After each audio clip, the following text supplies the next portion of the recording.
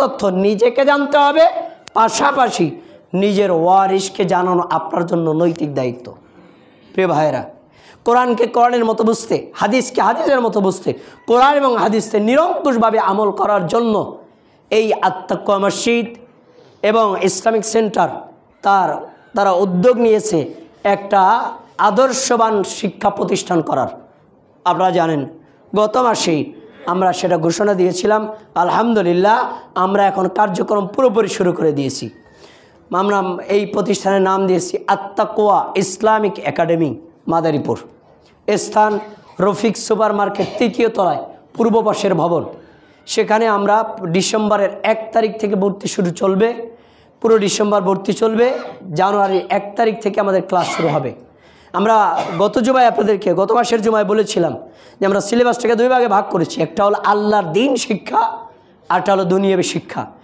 দুনিয়াহীনভাবে আমরা দিন শিখতে চাই না, আবার দিনবিহীনভাবে আমরা দুনিয়া শিখতে চাই না। এজন্য আমরা কোরআন, হাদিস, ইসলামী আকীদা, ইসলামের মৌলিক জ্ঞানের পাশাপাশি রেখেছি বাংলা, ইংরেজি, গণিত, বিজ্ঞান, সাধারণ জ্ঞান, যেগুলো আমাদের দুনিয়ার বাস্তবতার জীবনে প্রয়োজন। তাই আপনি আপনার সন্তানকে যদি দুনিয়ার জ্ঞানী, পরকালীন জ্ঞানী এবং আল্লাহর দিন যেভাবে আল্লাহ এবং নবী রাসূল বুঝেছিলেন সেই আদর্শ গড়ে চলতে চান, আপনার প্রতি বিনীত অনুরোধ, আপনার সন্তানকে এখানে দিবেন। আপনার সন্তান নেই, আপনার ভাইয়ের সন্তান, আপনার বোনের সন্তান, আপনার নাতি আছে, আপনার পরিচিত জন আছে, তার সন্তানকে এখানে দিবেন। ছেলেদের জন্য আমরা আলাদা করেছি, ছেলেরা সেখানে শিক্ষক, সব পুরুষ। মেয়েদের জন্য আলাদা করেছি, সব থাকবে মেয়ে টিচার, ওখানে কোনো পুরুষ টিচার যাবে না।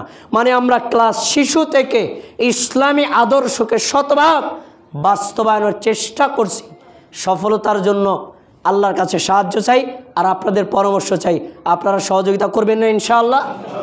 আরেকটি গুরুত্বপূর্ণ সহযোগিতা আপনাদের জন্য দরকার। এরকম একটা প্রতিষ্ঠান আমরা করব। এই প্রতিষ্ঠান থেকে আমরা 2 পয়সা খাওয়ার জন্য করব না। যেখানে আমরা শুরু করব, এই যে মসজিদে আপনাদের ক্যানভাস করতেছি, হাজার হাজার ছাত্র হবে, ওইটা প্রতিষ্ঠানে ব্যয়ের পর যত টাকা আছে পকেটে ভরবো, নাউজুবিল্লাহ, না। এটা একচ্ছত্র দিনী প্রতিষ্ঠান, এক আল্লাহর সন্তুষ্টির জন্য করা। ওখান থেকে 2 পয়সা খাওয়ার আমাদের কারো কোনো উদ্দেশ্য নাই। যদি লাভ হয় প্রতিষ্ঠানেই থাকবে। এজন্য আপনাদের প্রতি বিনীত অনুরোধ, প্রতিষ্ঠান শুরু করার জন্য প্রতিষ্ঠানের স্থান ভাড়া করা, ডেকোরেশন করা, আসবাবপত্র ক্রয় করা এবং মাদ্রাসা শুরু করার জন্য অনেক তথ্য দরকার আছে, যার জন্য অর্থের প্রয়োজন। আপনাদের প্রতি বিনীত অনুরোধ, এরকম একটি সাক্কা দ্বীনি প্রতিষ্ঠানে আর্থিক সহযোগিতা আপনাদের কাছে বিনীতভাবে চাচ্ছি।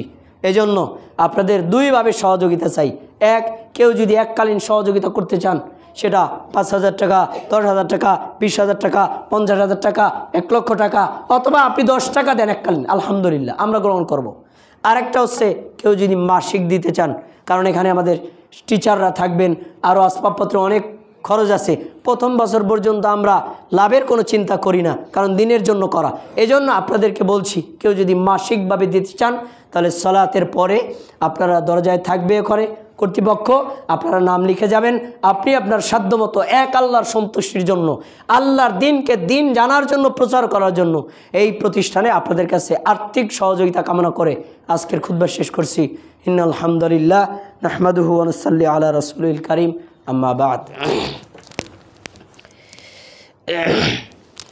ইন্নাল হামদুলিল্লাহি নাহমাদুহু ওয়া নাস্তাঈনুহু ওয়া নাস্তাগফিরুহু ওয়া নু'মিনু বিহি ওয়া নাতাওয়াক্কালু আলাইহি ওয়া নাউযু বিল্লাহি মিন শুরুরি আনফুসিনা من يهد الله فلا مضل له ومن يضلل فلا هادي له واشهد ان لا اله الا الله واشهد ان محمدا عبده ورسوله।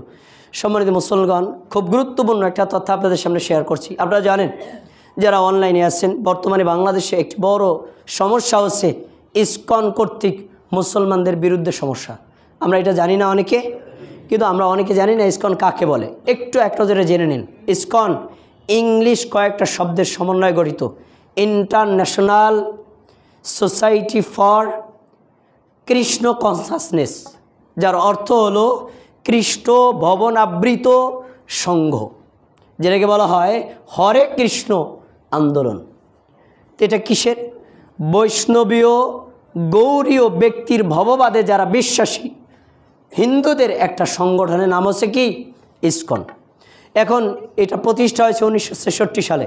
প্রতিষ্ঠার স্থান আমেরিকার নিউ ইয়র্ক। প্রতিষ্ঠা করেছেন স্বামী প্রভুপাদ।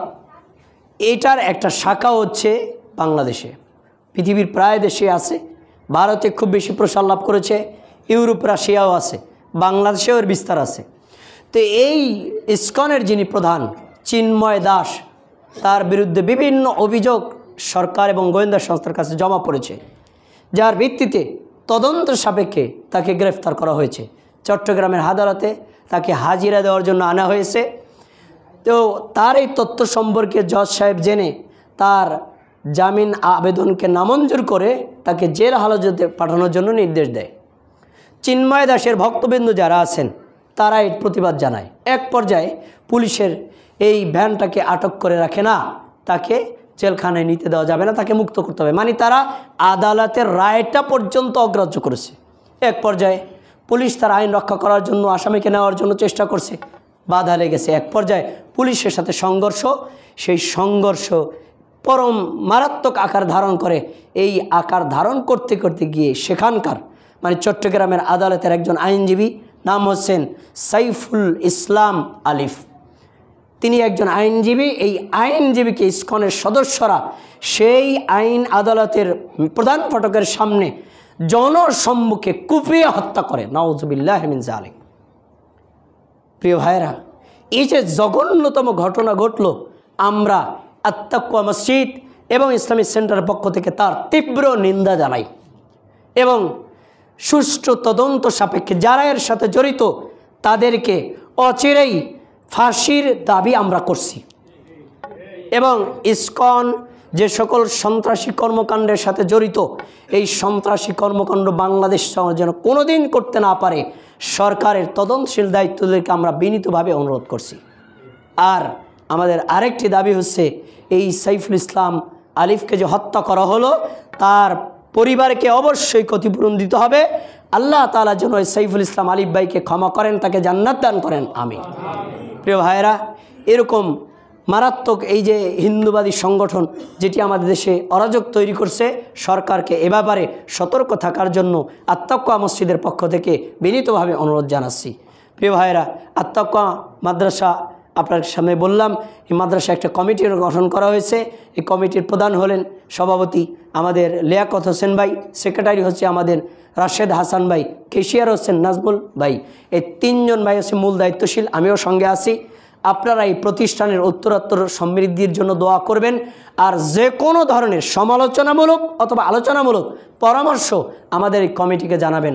এই আবু দত্ত আহ্বান জানিয়ে আজকের আলোচনা শেষ করছি। আল্লাহ, আপনি আমাদের জুমার খুতবাকে কবুল করে নিন, আমাদের সলাতকে কবুল করে নিন, আমাদের সবাইকে আপনি কবুল করে নিন। আমাদেরকে সঠিক দিন বোঝার তৌফিক দান করুন, কোরআন বোঝার তৌফিক দান করুন, আমাদের পরবর্তী বংশদেরকে বোঝার তৌফিক দান করুন এবং সে অনুযায়ী আমল করার তৌফিক দান করুন। আল্লাহ, যে প্রতিষ্ঠান করার উদ্দেশ্য আমরা হাত দিয়েছি, আল্লাহ আপনি আমাদের হাতকে শক্তিশালী করুন। সকল দিনী ভাইদের সহযোগিতা কামনা করছি, সবাইকে সহযোগিতার আপনি সাহায্য, তাদেরকে তৌফিক দান করুন। আল্লাহ, আপনি আমাদের দোয়াকে কবুল করে নিন, আমাদের দাওয়াকে কবুল করে নিন। ইন্নাল্লাহা ইয়া'মুরু বিল আদলি ওয়াল ইহসান ওয়া ইতা'i যিল কুরবা ওয়া ইয়ানহা আনিল ফাহশাই ওয়াল মুনকারি ওয়াল বাগি ইয়া'iদুকুম লা'আল্লাকুম তাযাক্কারুন ফাযকুরুনি আযকুরকুম ওয়াশকুরু লি ওয়া লা তাকফুরুন।